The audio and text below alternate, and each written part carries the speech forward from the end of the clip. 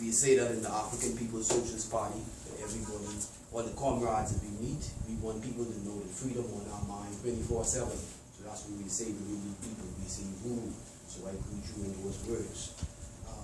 As Priest Blyden would have said, my name is Alex Morley. I am part of the African People Socialist Party, and I am honored to be here today to share in this African Liberation Day event with you. If I can say what African Liberation Day is for us in the African People's Socialist Party, African Liberation Day is the day that we say Kwame lives. You know, that's the day that we say Walter Rodney lives. That's the day that we say that our heroes and revolutionaries who would have fought for our national liberation, that's the day that we rise them up.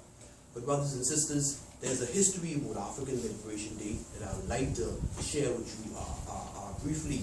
And there's a figure within the African Liberation Day movement that I think that is a significant figure. And I've said this before, but I'll say it again. It is a shame that Africans around the world don't know the name of Kwame Nkrumah. It's a shame. You know, it's a shame that Kwame Nkrumah does not drop off our lips like how Obama dropped off our lips. This is the influence this great statesman would have had around the world. You could imagine a president of a country who's a Gabiite, a president of a country who stands before millions of his people and he says Africa for the Africans at home and abroad.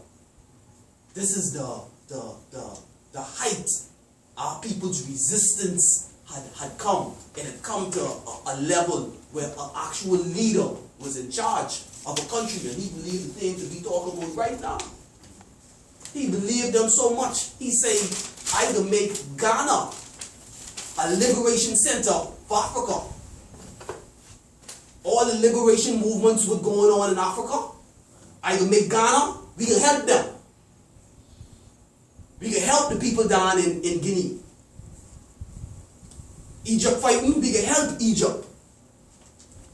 The revolutionary conferences would happen throughout the world. You all meet here. And brothers and sisters, as I say, and I tell you about Kwame Nkrumah and the work that he was trying to do, he was going around talking about the United States of Africa. We need to get rid of these borders. We can't remain within these borders. But as Kwame Nkrumah was going around saying that, there were other people who were going around trying to demonize Kwame Nkrumah, trying to make Kwame Nkrumah out to be this big-headed king who won't be the king of Africa. At the time, Kwame Nkrumah was saying, "Man, we need a United States of Africa. We need to get rid of these borders. Because these borders would have us imprisoned in this economy that building up Europeans and he ain't building up the Africans."